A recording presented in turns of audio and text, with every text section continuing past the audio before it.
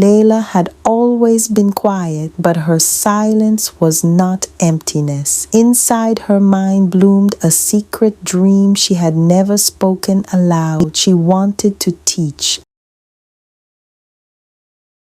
At night, after Ruth's prayers ended and the candle flickered low, Lila scribbled lessons on scraps of paper, numbers, words, and drawings. She pretended she was teaching a classroom, her stuffed doll serving as the most attentive student. One evening, Ruth found her whispering over the papers, her finger moving like a chalk stick. "What are you doing, child?" Ruth asked. Lila froze, ashamed.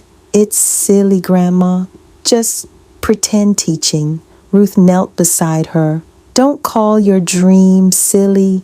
Dreams are seeds. Plant them in silence, water them with work, and one day the world will see their fruit." From then on, Lila no longer hid her lessons. She began helping Micah with reading and even guided other children after school. The spark inside her grew brighter with every word she explained.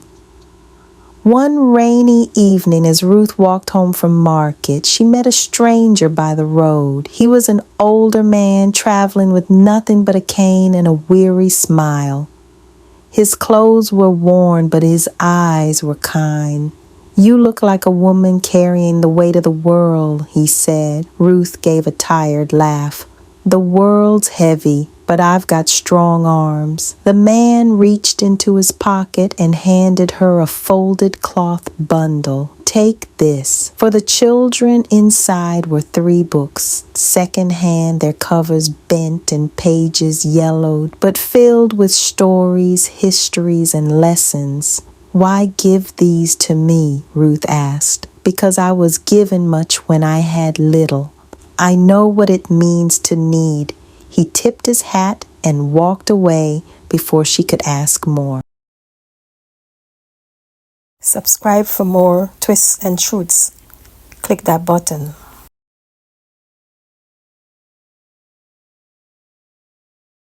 That night, the children gathered around as Ruth opened the books. Their eyes lit up like lanterns. The gift became their new treasure, a doorway to worlds beyond the small town. Being the eldest meant Noah carried burdens heavier than his years. He worked odd jobs, mended fences, hauled water, and tried to protect his younger siblings from every harsh whisper. One day, overwhelmed, he asked Ruth, "Why us? Why must we suffer more than others?" Ruth placed her hand on his shoulder. "Because we are strong enough to carry it, Noah. And what we carry now will become the wings that lift you later." But Noah struggled with anger. He sometimes clenched his fists at the laughter of boys with full lunches and new shoes. Yet instead of striking back, he poured his fury into work, stacking wood higher, studying harder, vowing silently that his family would not always live under the shadow of lack. He didn't know it yet, but this burden was shaping him into a man who would stand tall in the face of storms. There were nights when Ruth felt the weight of despair pressing against her chest. When the children were asleep, she knelt beside the window, her hands trembling as she prayed.